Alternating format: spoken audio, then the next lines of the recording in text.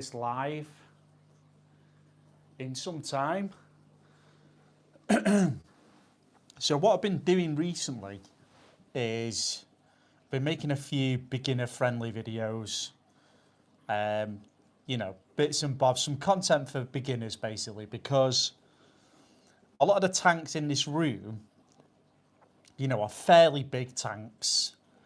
They've got quite complicated filtration methods on them in regards to sumps and DIY sumps and stuff. And I think it can be, a little bit intimidating for somebody who's just coming into the hobby. And obviously we want the channel to be somewhere where a beginner can come and get some advice as well, and pick up some tips and tricks on how to keep fish. So while I've been making those videos, I've obviously been thinking, back to when I first started keeping fish and when I started in the hobby, which was some time ago. So I started keeping fish, when I was a kid, really. Although, my parents were doing the maintenance and stuff on the tanks on my behalf when I was younger. But properly, I was probably about 15 years old when I started having my own fish tanks, doing all my own maintenance on them. And it takes a while to learn everything. And, fish keeping's quite a niche hobby. So although, you get loads of people and it's quite saturated on YouTube with videos on fish, in the real world, it's not very likely that one of your friends is going to be an avid fish keeper like you are. And, there's not a lot of places to go and get advice unless you're speaking to your local fish shop and things like that.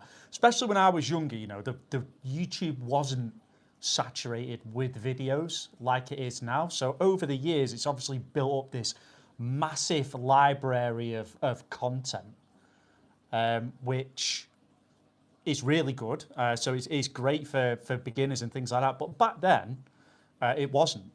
And, I've learnt a lot of the things from fish keeping by making those mistakes when I was younger. So, yeah, this live is essentially the topic I want to be, around things that you wish you had known when you first started off in the hobby.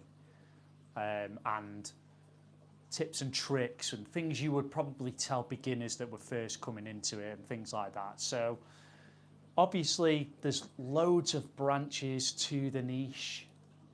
You've got your African cichlids, you've got your planted tanks, saltwater tanks as well. Although if you are a beginner in the fish keeping world, I would probably start with a freshwater setup before you start diving into the saltwater world.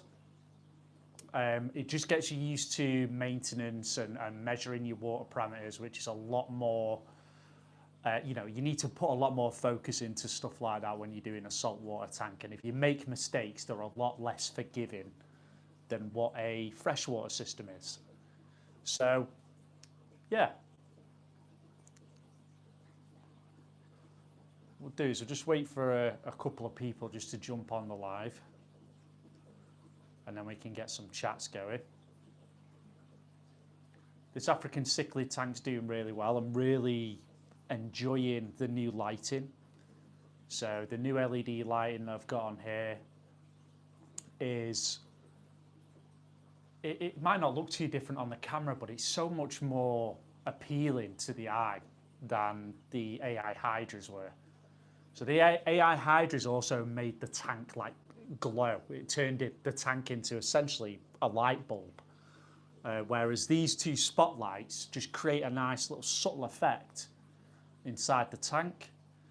And I still get all the shimmer and stuff on the bottom from these spotlights. So I'm really happy with it. The fish are quite hungry, so they're pretty active whenever I go near the glass. Because I didn't feed them yesterday. What I do, every now and then I will give the fish a 24-hour fast, just so they can flush the systems out, just to prevent any chances of Malawi bloat. So once a week, I'll fast them for 24 hours just to clear the systems out, and then I'll start feeding heavily again. It's just something that I've been doing ever since I've started this tank, just because I've had fish get Malawi bloat and things in the past, and it's very hard to reverse once they get it. So that's why I do it. I fast them for 24 hours once a week, let them flush the systems out, and then I'll start feeding again just to be safe. But yeah, the African cichlid tank is working really nicely. I've got some new fish in here as well, which I'll show you. I'll give you a focus on them in some of the videos a little bit further down the line. I'll see if I can spot one of them now. So I've got a Hertai cichlid, which is just here, which is a hap, and you can see him just there with the blue and the yellow, absolutely stunning.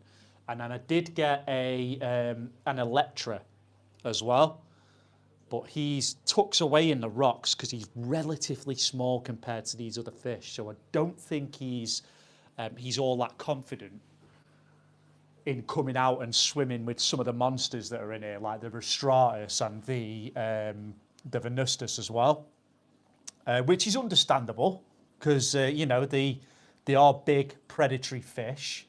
But he's the Electra's more or less the size of the two Malawi hawks that I've got in here, which are also doing really well, by the way, since I introduced him into this tank. I could introduce the others into it, but I think I'm going to hold fire just for a little while, because what I want to do is let them get those colorations, and so I can figure out which ones are males, because I don't want to put any females into this display and then cause a load of ruckus with all the other Malawi hawks, and they're all fighting and battling and killing one another. So I'm going to wait a while, see if these ones in the tank colour up, and then see how these ones in the grow out tank get on, and wait for them to put some colour in, and then I can figure out which ones are male and which can go in the display tank. I also want to see a side-by-side comparison, to be honest, to see how they grow in the big tank with the other fish in comparison to the smaller tank with the smaller fish, and see if the levels of stress affect how quickly they grow. Because I think that'll be really interesting, because it's a common thought that putting a fish in a bigger tank will make it grow bigger or make it grow quicker, which I think there's an element of truth to it, because your water parameters stay more stable in a larger water volume. But at the same time, there's bigger fish in here, so the stress is going to be higher on the Malawi hawks than it is in the smaller display. So it'll be really interesting to see if the bigger tank makes them grow quicker than the smaller tank does. And we can do a little bit of myth busting to see whether it is actually stress that affects the growth, as opposed to the size of the tank that they're actually in. So yeah. So those of you who've just joined, we're going to sort of turn the topic onto things that we wish we had known when we first started keeping fish in the fish keeping hobby. Like I said earlier, I've been doing a little bit of beginner-friendly content. So stuff for beginners, because some of these tanks are a little bit complicated, and I want the channel to be a place where beginners can come to for advice as well. And it got me thinking a little bit about, stuff that I was doing when I first started fish keeping, and what, the access to advice that I had at that point. Now, one of the main things what I wish I had done when I first started fish keeping was research into different types of tanks. Now, when I say that, what I mean is, we've got, you can see from the fish room, these two tanks are set up completely differently.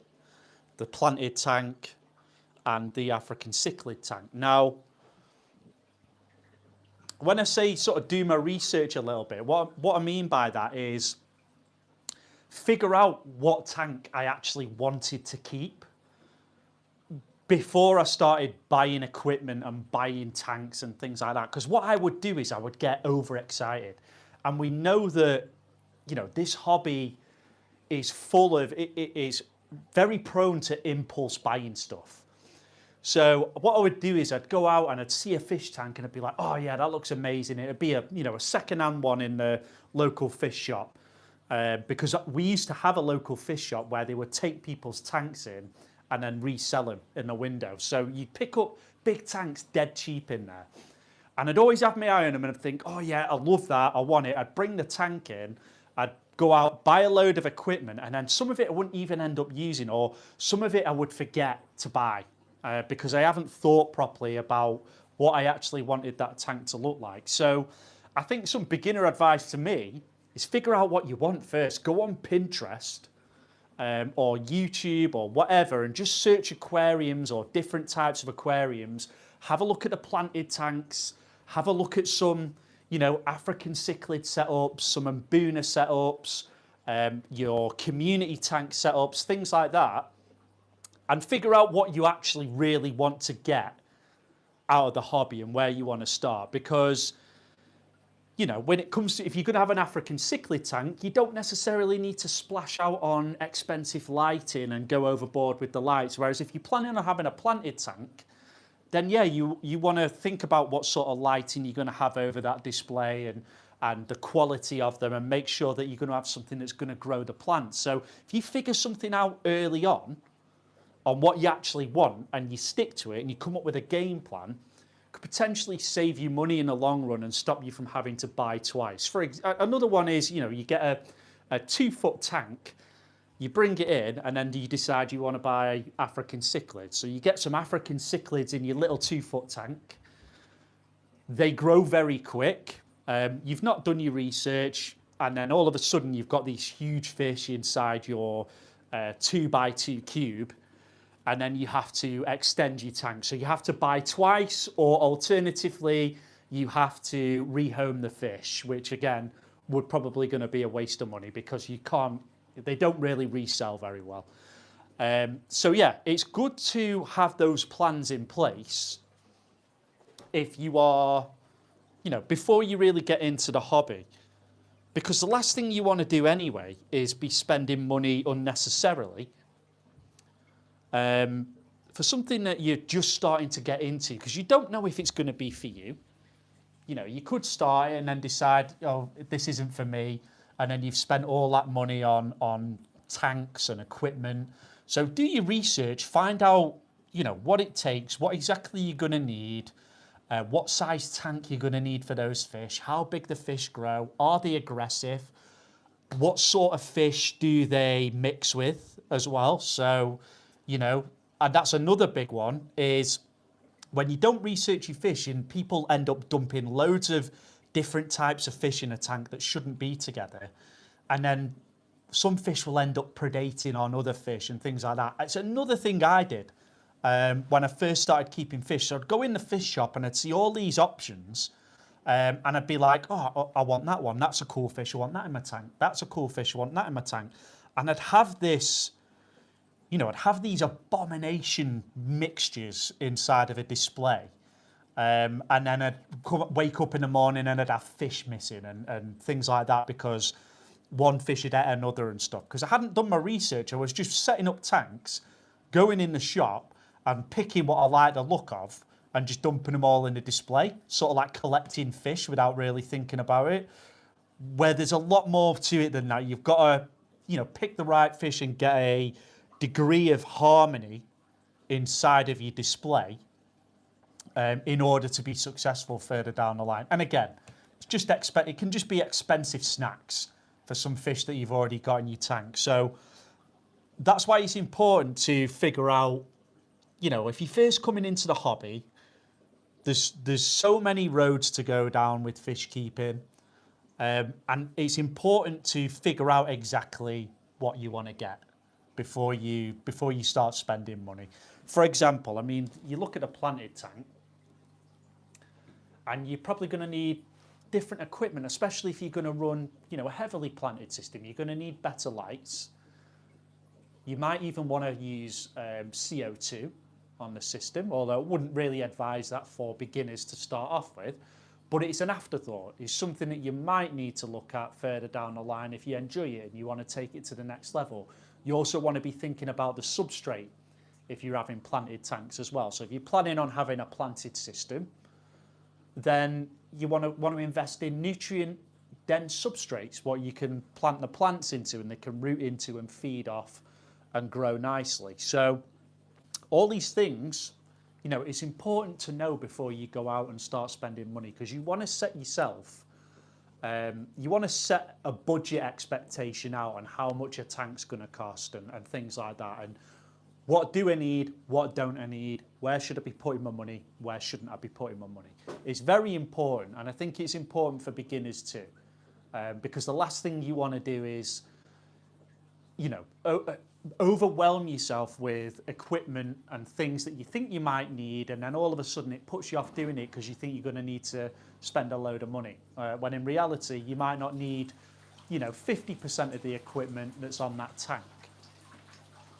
So the rain's just come on the paludarium. I think it'd be interesting with the paludarium with some fish. I would imagine that this, you know, this rainfall system might trigger, you know, some breeding in certain species. I've only got some Cories and Colombian tetras in there at the moment. And then I have got an avocado puffer in there too, who's only quite small. But I think it'd be interesting to see what, you know, if that would trigger any sort of breeding behaviour in some fish.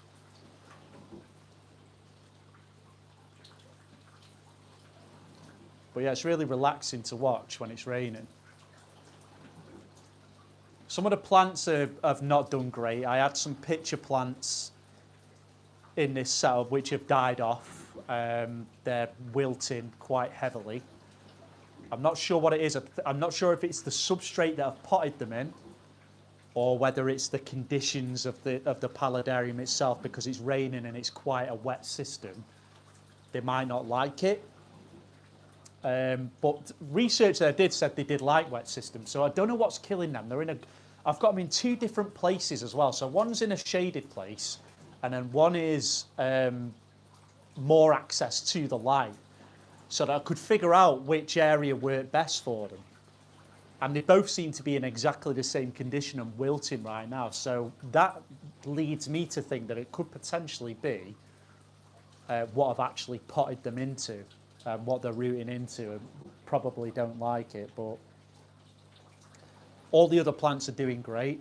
I did have a lily over in the corner which has died off, which was one of these submersed plants, but the one in this corner is still going strong and doing really well.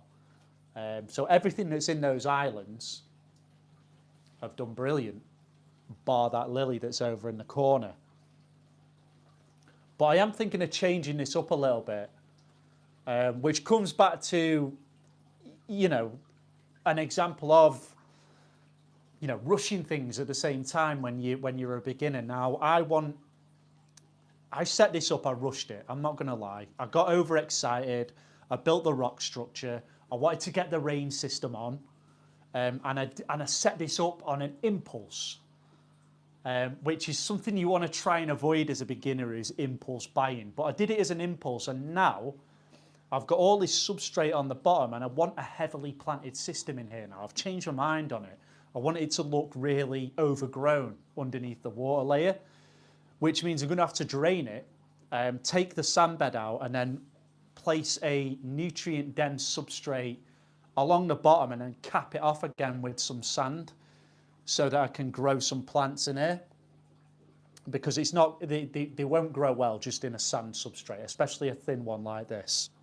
Fish can uproot them dead easy, and they're not going to pull enough nutrients to stay alive. So I could just fill it with, you know, Java ferns and Anubias, but I want carpeting plants and things like that to fill out the bottom, very similar to what I've got in the cellar. Dan, hi mate. Just got your comment now, so let's have a look. Yeah, over the years settled on African cichlids. Still have a few non-cichlids in my tank, letting them die of old age. Yeah, it's very easily done, mate. It's, you know, even when you know you shouldn't be mixing the fish, it still is tempting to do so. Because if you see something that you really, really like and you really fall in love with, it's very hard to leave the fish shop without it. And I've been a victim of that a lot of times in the past. I don't do it anymore. So what I try and do now is create a regional tank where I will just have fish from the same or similar region inside of one setup. And I think that works quite nicely in regards to what you're mixing together. And I'll try and buy fish that are similar sizes and things like that so that I'm not getting bullying or territory issues and things like that, especially with African cichlids. But yeah, I think we all start off that way. We all have abomination tanks to begin with. It only really becomes a problem when, you know, you are mixing fish that will predate on other fish. That's when you've really got to be careful. I think sometimes, you know, you can get away with it, but it's when it's sort of a predatory fish that's going to eat all of your other stock overnight, which I have done, by the way. Back when I was younger, I had a tank roughly about the same size as my grow out tank now. So it was about 3 foot long, 2 feet high, and then I think it was about 1.5 foot front to back. Inside that tank, I had a lot of tetras. So I had mixed tetras in there. And then I went to the shop and I saw a reed fish or a rope fish. I don't know if you've ever seen them, but they are a very, very cool looking fish. They're almost like a snake and they have these little nostrils and they look like little water dragons. They're amazing. And I had to have it. I'd never seen one before. And the fish shop I was in had one of these. They were selling it cheap. I picked it up, I took it home. Everything was fine for a few days. And then I started noticing the numbers going down inside of my tank of the tetras. I never saw this fish picking them off. So I never witnessed it. I never saw it actually eating them. But the rope fish are primarily, I believe, are nocturnal. And it would come out at night. It must have been coming out at night and predating on the fish while they were relaxed and weren't paying attention. And it ended up cleaning a lot of the tank up because at the time I didn't have a secondary tank. I didn't have anywhere else I could separate the fish into. So I just sort of left it as is. And yeah, nature took its course and it started picking off a lot of the fish. Unfortunately, when I went on holiday, that fish escaped. And I never found it. It escaped out of the tank, disappeared somewhere in the house, and we never ever found the remains or anything of that fish because they're also escape artists as well, which if I'd have done my research again, I would have known. So I needed a tight lid on the tank. But yeah, somehow that managed to get out of the tank, slither away somewhere. The cats could have had it and taken it outside, I don't know. But doing research is key, guys. It is a big beginner mistake, and it's an easy one to make because, you know, when you from the outside looking in, if you've not been into the hobby all that much, you haven't got any friends that are in the hobby or people to speak to about it, it's very easy to just, you know, think of a fish tank as just a tank full of water that you can dump anything in and everything will get on just fine. It's a little bit more complicated than that.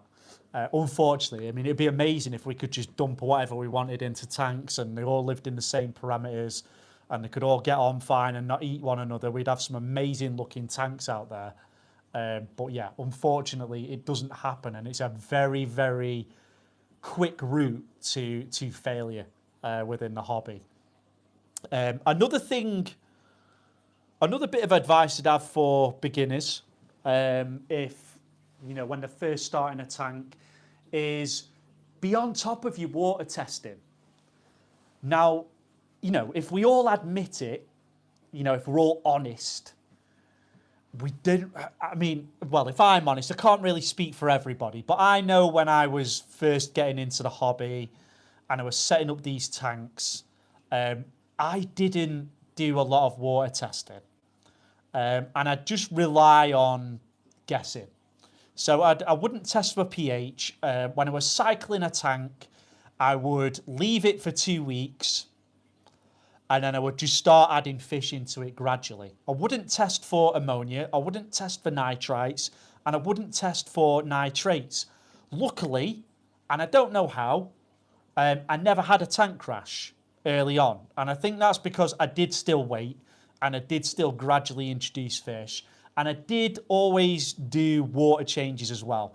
Not as regularly as I do now, but I was still doing them. Now, that is a big no-no. You need to get into testing your water as soon as you get into the hobby and making sure everything's good.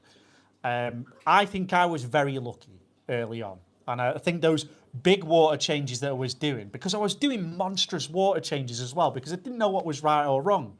So I would just be draining the tank to the point where it was a quarter full and then refilling it back up again, which for a community setup, for an African cichlid setup, that's your standard water change. But for something like this, you know, which you've got plants in, and you've got just your bog standard community fish, which don't get too big and you don't feed too heavy, you know, a 75% water change is a big water change. You only really need to be doing 10, 20% on tanks like that, in my opinion, every week. But yeah, get into your water tests from the get-go. There's 4 that I think are the ones to focus on. And that is your ammonia, your nitrites for the cycle, your nitrates so that you're figuring out when your cycle's complete and you know the behaviour of your tank and when you need to do a water change. And then the 4th one, pH. Manage your pH, monitor your pH. That's something else that I really neglected when I first started as well. pH has, if you get it right for your fish, you'll have so many positive effects on the fish's health, the fish's stress levels, how they grow, how they breed, how they reproduce, plants and things in planted tanks, African cichlids, how they colour up. If you get the pH right for their natural environment, it will give you so many benefits. So it's a big one for me is stay on top of your water tests early on. Get used to doing it. Eventually, you know, you will learn when your nitrates build up and you won't need to test for ammonia and nitrites because you'll have a completely mature tank. But for a beginner early on, it's very important to notice. Guess what? I'm growing jungle fern and jungle fowl and inaccurate inside my cichlid tank. Right, so you've got plants inside your cichlid tank. What is it? African cichlids, American cichlids? What is it you're keeping in that display? Yeah, I give up on plants inside my African cichlid tank. I think there's some you can get away with. So things like Anubias with African cichlids, you can be onto a winner with that. Potentially Java fern, anything that's like an epiphyte, which you can just glue to a rock. Anything that you need to root into the substrate is not a great idea for African cichlids because they dig in the sand and they move sand about. And also, if you have a high flow rate in your tank, that can move sand about too. So yeah, and you don't really see plants in their natural environment, which is one of the reasons that I don't do it, because I like to try and replicate as natural environment as I can for them. But yeah, you can get away with it, and plants are beneficial for all tanks, in my opinion. They absorb nutrients from the display and really help keep your water clean. Tried Anubias and Val, ate it in 30 minutes. Yeah, I can imagine a Vallisneria going quite quickly. Is it Mbunas that you're keeping as well? Thing is with Mbunas, they're herbivores, so anything that's plant-based inside the tank, especially things like Vallisneria, I can imagine is very easy for them to graze on and dig up at the same time. Anubias, is, I think they've got quite a hard cuticle on the leaf, so it's more difficult for them to eat. But at the same time, they can just rearrange the tank with it. They're pretty small, so I have a large Siamese algae eater in there. The jungle val grows in the sand. They leave it alone, but it looks great. Is this Thalassoneria?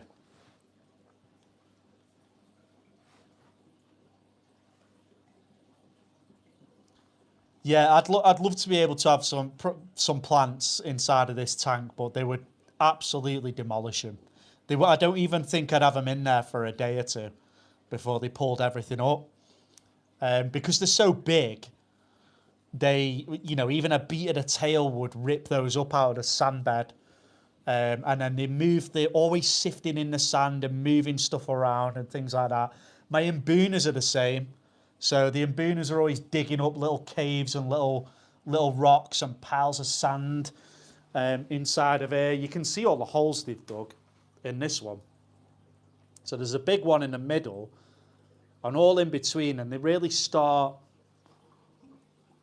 they're exposing the glass on the floor in some areas.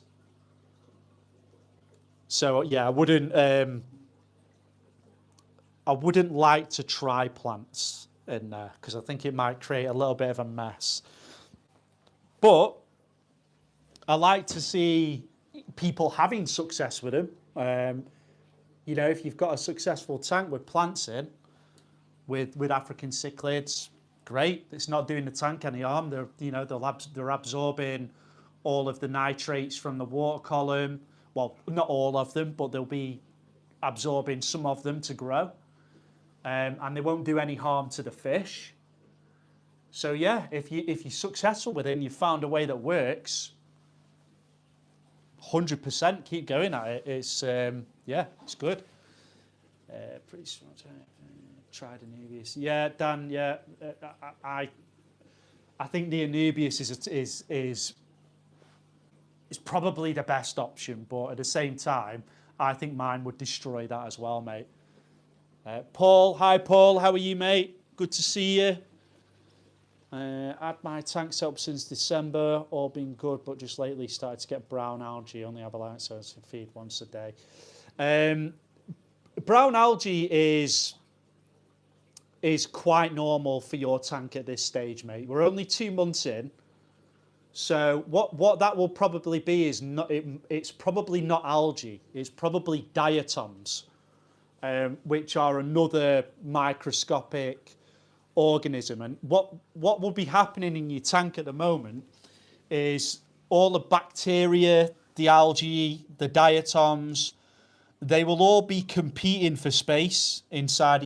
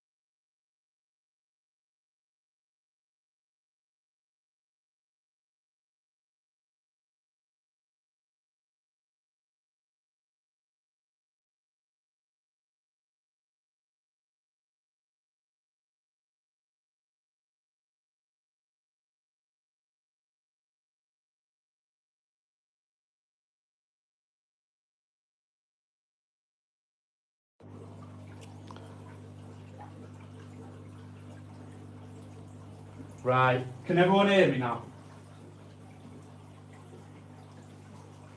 I'm just going to give my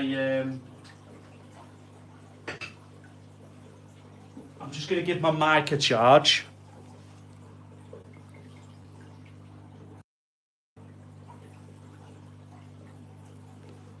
Can anyone hear?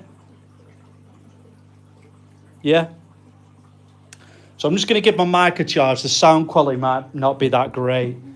I don't know where I was up to with this, but yeah, like I was saying, it's a diatom bloom. So if you flip, what I do, you can see I've got diatoms, this brown stuff on this rock here.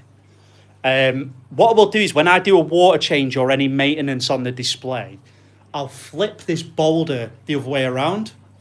And then when that side with all the browns underneath, by the time I come and do it again, it's all gone and I'll flip it back over. So if you keep flipping your rocks over, you can really control the diatoms and that brown look on the actual tank. But they are a little bit of a nightmare, but they do just go away on their own. Eventually it'll balance out. Like these, I haven't flipped these rocks over for about 8 weeks. So that's the balance that I've got inside of here. You've still got quite a young tank, Paul. So the best thing to do, my advice is just leave it. Maybe give it a little bit of a brush. Leave it. Eventually, it will level itself out, and then you'll have a nice balanced tank. It can happen with anything. So some people will get an explosion of green algae inside the tank instead of diatoms, or they'll get an explosion of cloudy water like a bacteria bloom. It's just whatever is out competing everything at the time when your tank is stabilising. Yeah, I think my mic ran out of battery before, but as long as you can hear me through the phone. Yeah, roll is the best way to go with Holy Stone. Do you know what, Dan? There's one of the main reasons why I'd stopped using Holy Rock inside of my African cichlid tanks. I used to use it all the time, and I'm still very tempted to use it in the displays because I really like how when you put it in fresh and it's really bright and it's got all of that, that white look to it, and you've got a nice aragonite sand bed. It looks absolutely amazing. But what I used to get all the time, the main issue I had with it is when you've had it in there for a while, is when it does start getting the diatoms or the algae on it, and it becomes really visible. Looks amazing if you're on top of your tank maintenance all the time. But yeah, I found that I was having to roll the rocks a lot more often than what I've had to since I've switched to a darker substrate and a darker sort of rock base. But yeah, they have amazing benefits for the tank. They give you great water parameters, help stabilize your pH, give you nice hard water. They have all these benefits that I would love to have inside of this display. Because I think I do need a little bit of. I've got oyster shells and stuff inside of the sump to give me a little bit of a pH buffer, but I don't think it's enough. Whereas in my, in this grow out tank, I've got crushed coral and aragonite sand. I've got the Marco rock, which is stuff I had left over from marine tanks. And that works really well for the water parameters inside this tank. It's really stable, but not so much inside of this one. It's a little bit more difficult to keep where I need it to be. Is there a way to send you a picture of my 50-gallon? Yeah, absolutely. If you can send it to my email address, which is thefinaltankboss@outlook.com. Or you can follow me on Instagram. You can send me a picture of it on there as well. I'd love to see it, to be honest. I've always been. I'm always interested in seeing people's tanks that work out with plants in with African cichlids and how successful it is. Because I have toyed with the idea a bit myself and thought about doing it, but at the same time, I don't want to waste my time.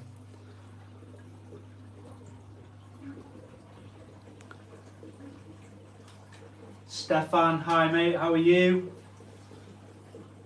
How are your Hawks doing? I picked one up today, little male, he's only tiny. Probably has some nice colour in the body. I think the last one must have been a female, but she got killed as soon as introduced to the team. Yeah, did you say you were getting it from Sims Tropical Fish? I think I remember seeing your comment. Yeah, the Malawi Hawks are doing great in this tank. I've already got 2 in here now, so you can see them both there. I've not got any colour in any of them yet, but I have had these since they were very, very, very tiny, and they packed on a lot of size quite quick. So none of them are showing any colour yet, and I hope that isn't because 10 out of 10 of them are female fish. I don't think it is, but yeah, I think in due time I'll start seeing some coloration coming out of them. I don't think it'll be that long now, but yeah, I'm sorry to hear that you had one get snapped up. Was it the hawk kill the hawk, or was it your other cichlids that killed it? Yeah, send me a pic of it, mate. I'd like to see it. I'd like to see what stage it's at with coloration and stuff. Because I'm a little bit concerned about these ones at the moment, to be honest, because I'm not seeing any colour from them yet. I've got 2 or 3 especially big ones in the grow out tank, which I really don't think are far off. I've got the yellow Lepturus who's putting on a little bit of size as well. Let me just put you a little bit of light into this tank just so you can see it a little bit better.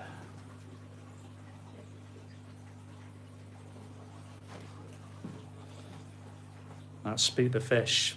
I've got this nice ice cap. It's Spook the Fish a bit, that. I've got this nice ice cap electric blue in here. Yeah, the lights just terrified him, so I can't show you any. For God's sake. They'll come out eventually. The Mbunas have started to breed quite a lot inside of the here as well. So I've got 4 or 5 of the I think the Psilotilapia afras have bred quite profusely inside this tank, and the Malawi Hawks have picked off some of them, but there's a lot that have managed to survive and are getting quite big in here as well now. So I would like to get rid of the Mbunas, if I'm being perfectly honest, and just have this as a grow out tank for the haps. But at the same time, I don't know if I'm going to regret it. I've been saying this for ages, and I never end up doing it. I think it's just because it's like I said, I don't really know anybody who would take the Mbunas off of me and take them into a tank. So, I mean, if any of you, are interested in any of these Mbunas and you're local and you want to come and pick them up, I'll let you have them. Just drop me a message or something, and we'll arrange to pick them up. But obviously, I'll be keeping the haps, but the Mbunas, I've got some really nice yellow labs in here. I've got some gorgeous Aurora cichlids, which are a nice plump size as well. And then I've got a load of Demosonis. I think there's about 10 Demosonis in here as well, which are quite small, but some of them are starting to pack on a little bit of size too. But yeah, they're being a little bit shy. I think I've spooked them a little bit with putting that big light on them. I'll turn it off.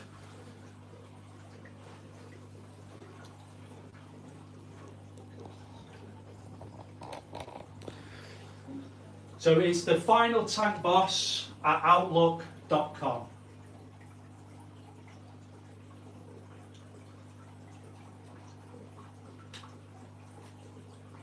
Yeah, roll some of the rocks, Paul. Give them a little bit of a brush or something. while you're doing the water change. But the brown stuff, a lot of people think it's algae, but if it's with you saying that you set the tank up in December and it's quite early on, then that leads me to believe that the diatoms are not algae. I'm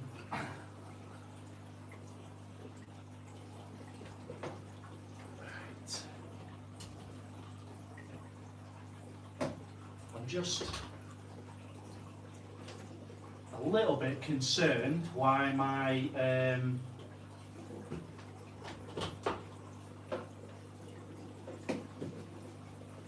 just bear with me.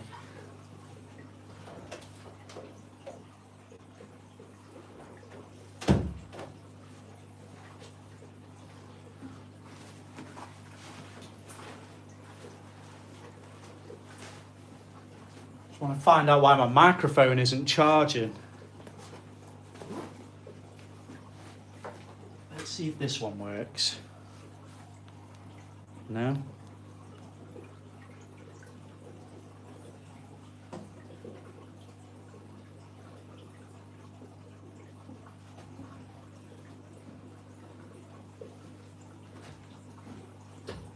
Just bear with me, guys.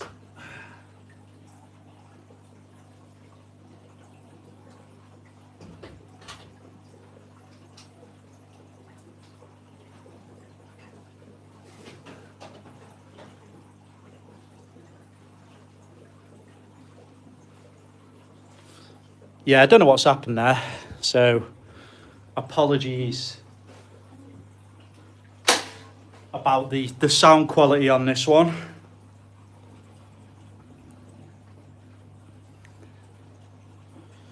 I use river rock sand and plants and some wood, that's it.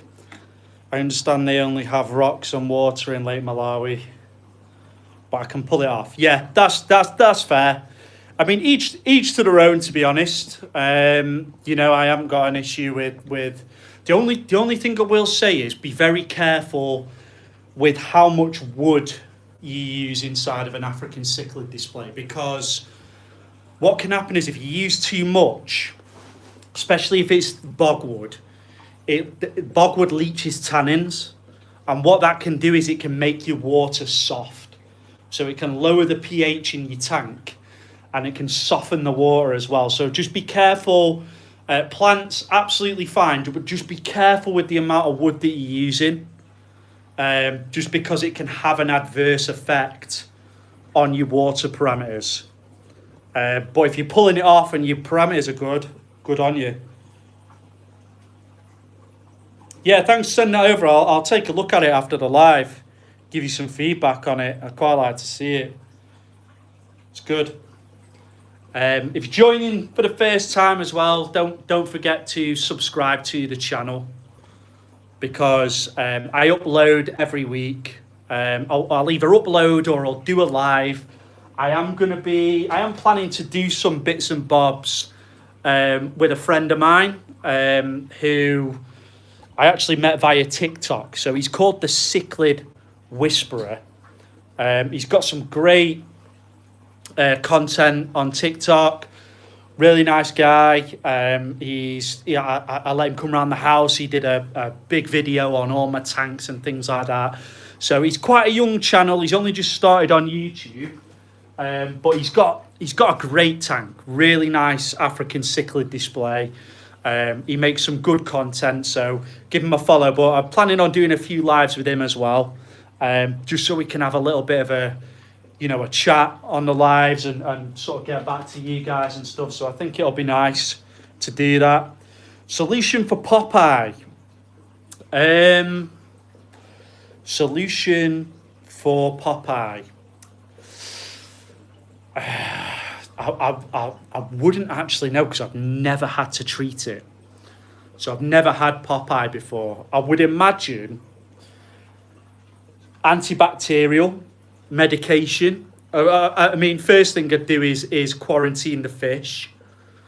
Antibacterial medication, maybe some aquarium salts as well, and then monitor it over time.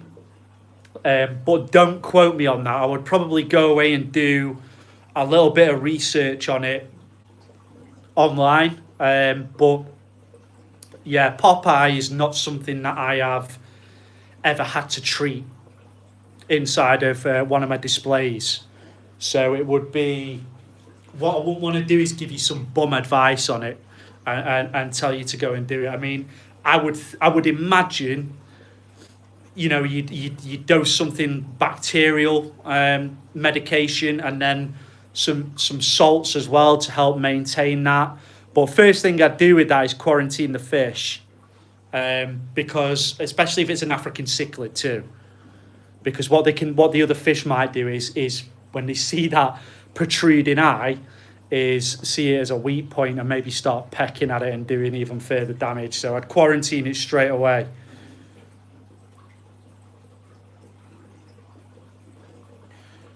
Buddy's old, many years in water. Yeah, that's fine. Yeah, so I mean, if you've had it for a long time, I would imagine it would have done the majority of its heavy leaching quite early on in its life. So yeah, should be absolutely fine that inside of the tank. Am I still using the Seachem Trace and Arca vitamins? Yes. I am still using those. They are doing wonders for the colours on some of these fish. So you can see my yellow Freiberg is doing quite well here. And then I've got a yellow peacock cichlid in here somewhere. Can't actually see it. Oh, he's up in the corner. He's hiding in the shadow up here. But yeah, they've really started colouring up. Those fish I've had, especially the sunshine peacock, I've had since the tank was set up. So it was one of the 4 or 5 first fish that went into the tank, and it's been greyed out the whole time, and it's only just started to get its colour back. I think as well, when I did get that fish, it had colour, and then it coloured down. And then one of the other fish which I got from that batch had very prominent male characteristics in regards to coloration and things like that.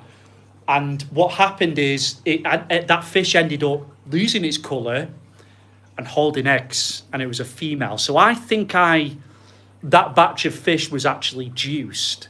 So I don't know if that sunshine peacock has only just started to recover from hormone treatment, and its endocrine system is starting to actually work again, and that's why it's colouring up. But I've had a lot more vibrancy from all of the fish, and I don't know if you remember me mentioning in that video as well, there was the fish, a lot of the fish started to lose the colour, and they were really looking lacking in energy and things like that. And since I've been dosing that stuff, I've just noticed a massive change in all of the fish. Now, that video, I've had no sponsor from Seachem or Arca or anything like that. So I'm not just ramming that stuff down your throat for the sake of it.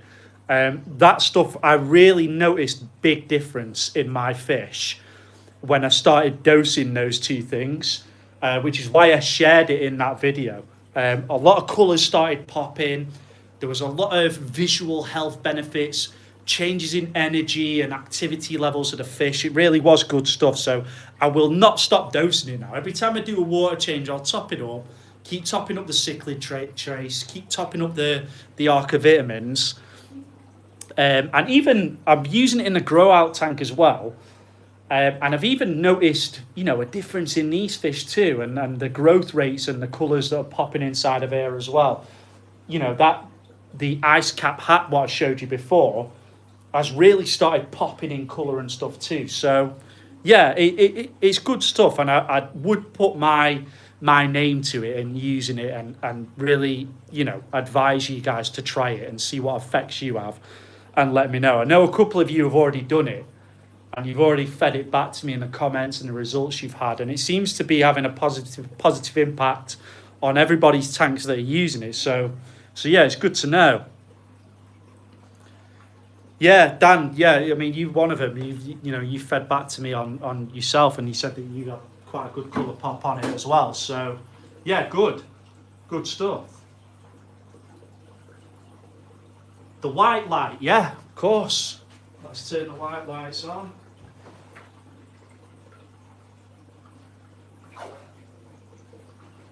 So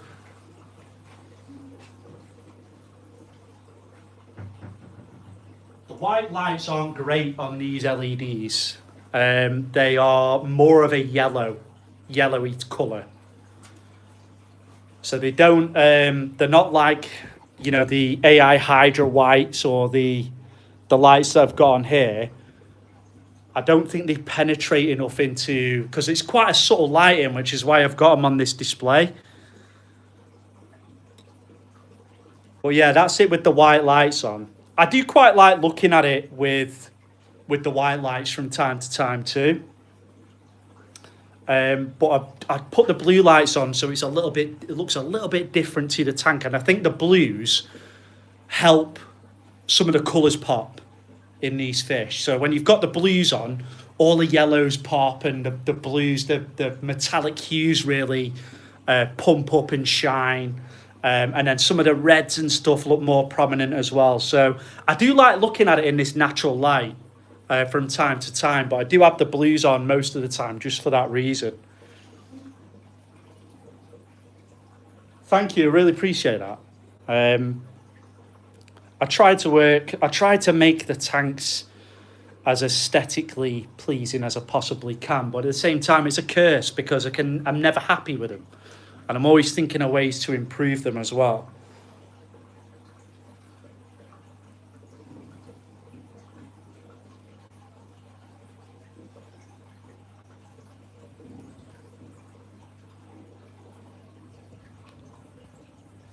Yeah, hair algae is an absolute nightmare. I've got it in one of my shrimp tanks down in the cellar, but it's not out of control, so it's quite manageable. So there's just little patches of it, because what I do in that tank in the cellar, it's a ecosystem tank. It's got no filtration on it. It's just got a circulation pump, so it goes through a sump underneath, but I've got no filter media inside of the sump. It just travels straight through, and then it sort of cycles the water around a little bit, just to give it a little bit of flow. But it's an ecosystem display, and I don't touch it. It's just got snails in and shrimp, and I've just got these tiny little patches of hair algae in there, which I leave because when you look really closely at them, you can see that there's baby shrimp and stuff that are thriving inside all the little channels and stuff inside of the hair algae. So I just let it do its thing. I leave it, and it tends to stay under control. It's a really well balanced tank. That one, it's one of my favourite tanks in the house actually, which is why I wanted to make some changes to the paludarium and how that looks. So I wanted the paludarium to really replicate that shrimp tank that's down in the cellar in regards to how it looks with the plants. It's very overgrown, self-sufficient. It pulls all the nutrients from the water column, very stable and really aesthetically pleasing as well. So that's why I wanted to redo the substrate on this one, put a little bit of a nutrient layer underneath, then cap it with sand, and then have this as a little bit of an ecosystem tank as well. Because I'll be honest with you, I've run high-tech CO2 tanks where I've been dosing CO2, planted setups, and they have never been as successful as that ecosystem tank that I've got down in the cellar, which is a really budget tank. So it's just got pond soil, sand, a powerful light over the top, and then I've just heavily planted it with all sorts of different plants. I just chucked the scape together, didn't even put a lot of stuff in it, and it's just exploded into this gorgeous tank, which requires next to no maintenance whatsoever. The occasional water change, but even with that tank probably doesn't even get a water change once a month. I'd say every 6, 7 weeks, I do a little water change on it, and all the water parameters are stable. Honestly, it is a dream tank, and I really wish that I had set it up upstairs instead of downstairs. Because the reason I set it up was because I wanted to grow plants out in that tank while I was building this one, so that when this was complete, I could go down into the cellar, pull all the plants out and replant them in this one. But the tank's turned out so well and so nice that I don't want to destroy it and pull any plants out of it. So what I want to do is just try and replicate it in this one at some point this year. I'm not going to do it just yet because I've got other things and other projects that I want to do. I want to do some content for beginners and get some beginners into the channel as well. Because I think a lot of these builds that I am doing, they are very nice, but they're not very beginner friendly. And I think they can be a little bit, intimidating to a degree. They can be inspirational and they can be cool to look at and fun to watch build and things like that. But at the same time, this is, let's face it, it's not a practical build.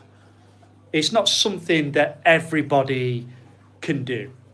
Well, they can do, but as far as budget goes, it's not stuff that people want to do, and they don't want to spend all that money, and people don't want to build their own sumps and things like that. I think there needs to be a degree of ease to it at the same time. But still, it's a cool build, and I built that tank for me. I didn't really build it for the channel. I filmed the progress of it, but this was for me because I wanted something with plants and stuff upstairs. I have shrimp. I've only got sun-kissed, sunburst shrimp and orange really shrimp at the moment. I'm quite fond of Shrimp Corner UK. I follow them. I had my shrimp off them last time. They packaged them and delivered them. Amazing. They come in really clean bags. The water quality was pristine what they come in. So I will go back to them, and I think I will get something a little bit more fancy next time I go. To find a way to raise the lights above the tanks. All of these, the light units I've built on these work quite well. So I just made those out of wood, and then these little brackets that are on the actual AI Hydras, they are just like shelf holders, what I got off Amazon, and then I just screwed the lights into it and suspended it. These I've built a little bit more of it's not very pretty up at the top. It's a little bit of it's basically what it is it's a piece of plywood, and then I've used nails to attach the banks of LEDs above the lights. But there's a problem with the lighting on this system, and that's that it doesn't because it's so high up, it doesn't penetrate far down enough into the water column to grow the amount of plants that I want to grow inside of the water. So what I need to do is I need to suspend some pendant lights from this bar at the top here, so that I get more coverage under the water and I can grow some plants inside. But it's doing a great job of lighting all the plants at the top, but it's not coming down far enough for me to be able to successfully grow plants down in the bottom layer, which is why I've only got like Cryptocornis, Anubias, some Bucephalandra in there currently, because they tend to do okay with lower light, but even some of them are struggling inside of this tank. So yeah, there's a little bit of work to do on that, which will be cool, and we'll make it look a little bit better. I'm just going to flip the blues back on in here.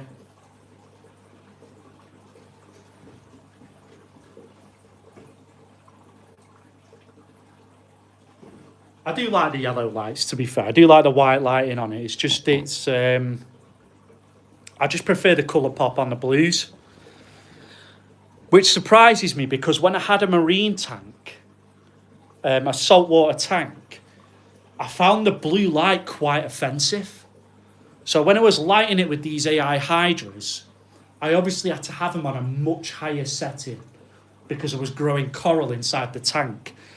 And I got sick of seeing the blue light to the point where I would walk in and I couldn't even look at the tank for that long because it was just so offensive on your eyes. So, yeah, cats are crazy. How are you? Thanks for joining.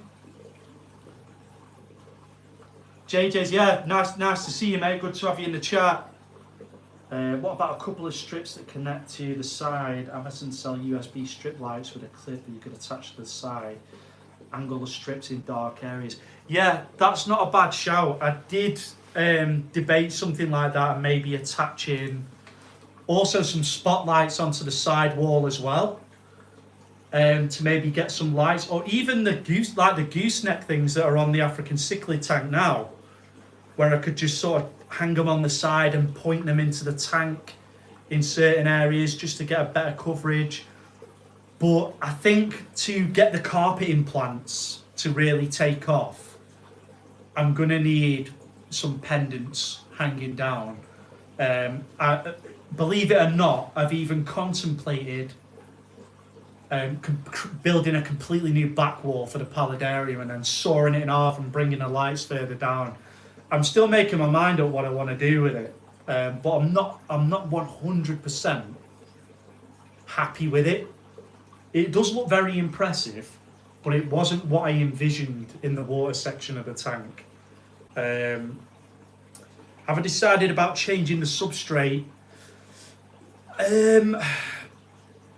I would like to, but I would not like to risk it at the same time. Cats are crazy. I know you've recently done it inside one of your tanks, haven't you? How did you get on with that? Did you notice any big swings in sort of your water parameters? Were you getting ammonia spikes or anything like that? The only thing that worries me with it is there's a lot of beneficial bacteria in that sand bed on this tank, and this is a very mature tank, and I've got quite a lot of fish in it. So for me to take the substrate out, I think would be very risky. And for me to do it over a period of time, I'd be looking at something ugly with patchy bits of substrate in it. So I'm still undecided at the moment. Obviously, I've got a lot of filtration in the sump, which would more than likely, see the tank tick over if it did change the substrate in it. But I'm still, I'll be honest with you, Emma Royd. I'll be honest with you, I'm still debating it. I'm still thinking about doing it, so I'm not sure just yet. Hydrocoral tipperati. There's a carpeting plant in my shrimp tank. I'm not quite sure what that is, the hydrocoral. It's not one I'm familiar with. I'm not great with names for plants. So yeah, apologies if can't quite put my finger on which one you're on about.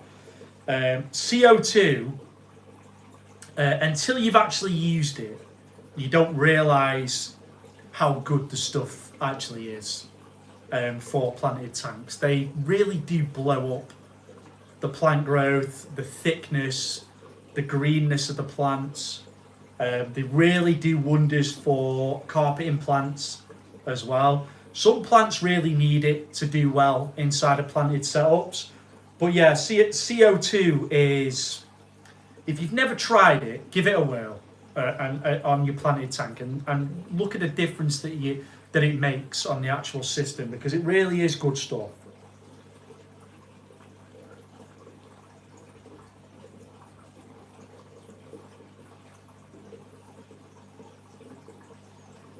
But yeah, I've got lots of stuff that I want to do on these tanks. It's just finding time to do it. Recently, I've had a lot going on at work.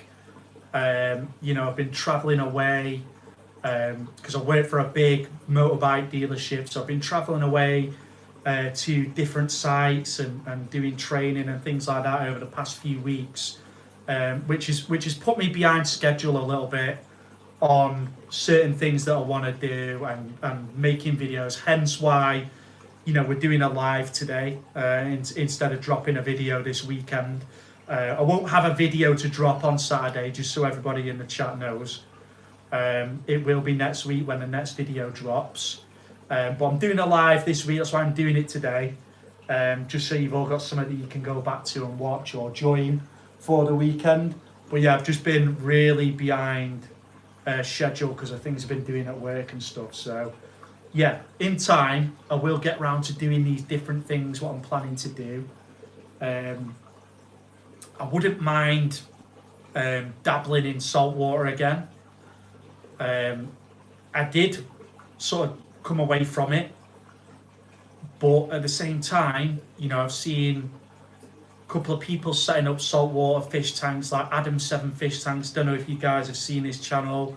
Does some great content, good fish shop tours and things like that. He's just recently started a cool little project on setting up like a beginner saltwater tank, which has sort of, it's got, and Fish Shop Matt's done one as well, to be fair, which has really got me wanting to go back into it a little bit.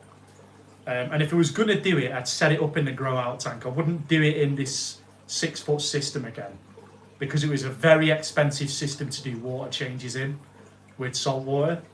And yeah, I'd do it on a little bit of a smaller scale. But yeah, that's something I've been playing with as well. Yeah, there is a lot of chemistry involved in it, Dan. But there's, at the same time, once you've got everything dialed in, because what you do is you use dosing pumps, and you've got, which I've still got all of my marine equipment down in a box in the cellar. But if you can dial in all the dosing pumps, I've got a KH reader as well, and they're a lot more automated than your freshwater systems are. So all the equipment with saltwater stuff, it comes with apps, so you can monitor your parameters, pH. You can get KH Guardians, which guard the carbonate hardness of your tank. And then if you can dial all the dosing pumps in, once you've got it set, it's usually okay. But you can have big swings on these tanks if you don't get things right. They're a lot less forgiving, especially if you're keeping things like coral. That's the only problem with it. If you make a mistake, it's very hard to rectify, and you don't have a lot of time to rectify that error. So it's tit for tat. I mean, if you invest in the equipment, it can be a more easy ride.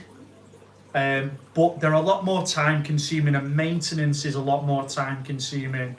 And yeah, it can be a little bit of a science experiment to begin with. Got away with it. Might have been the fact we hadn't cleaned the FX 5 and 6 in months.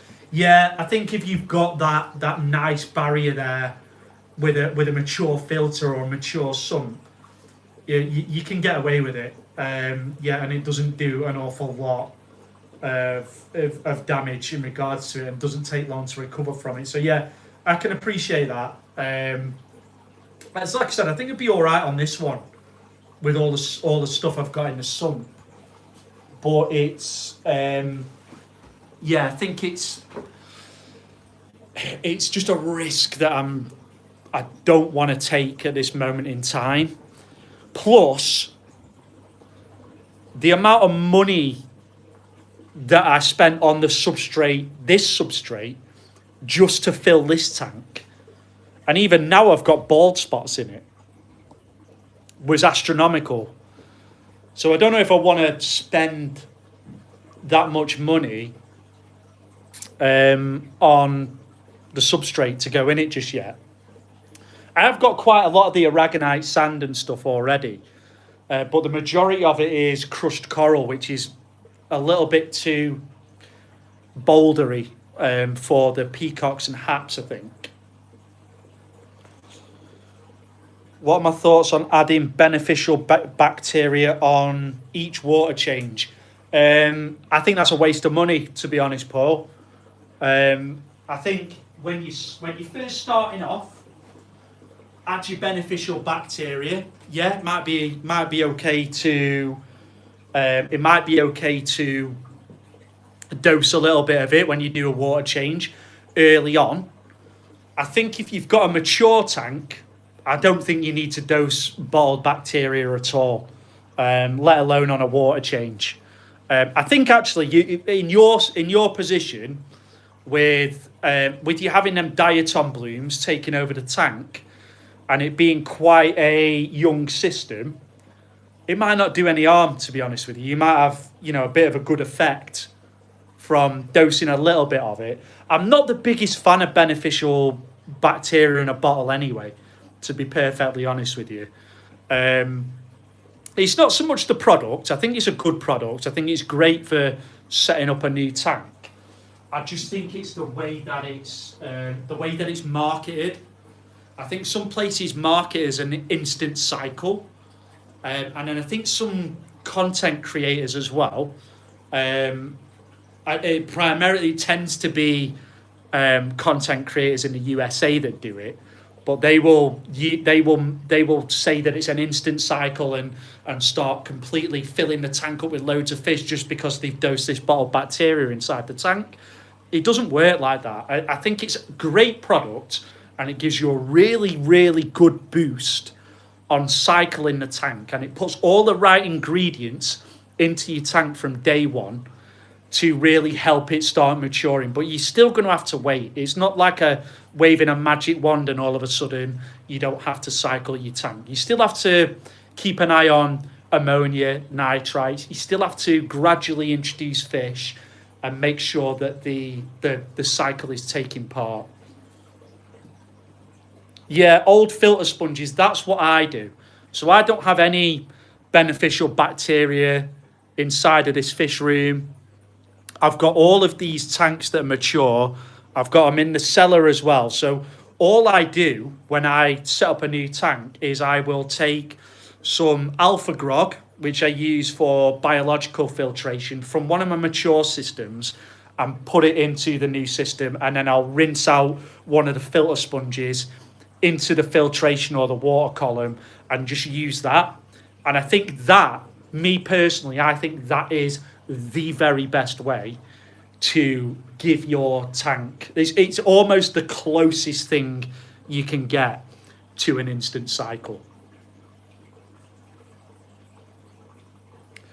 So right, I am running low on battery. I did come a little bit unprepared. Well, my charger's actually broke, which charges my mic, which is why that switched off halfway through. So I thought it was charging, and it wasn't.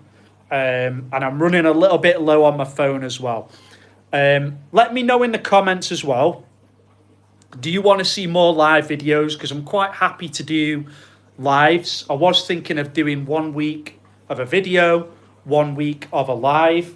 I do like doing lives because I feel like I get to communicate with everybody a lot better. People jump on, we get to have more conversations and stuff, which I think is better for everybody.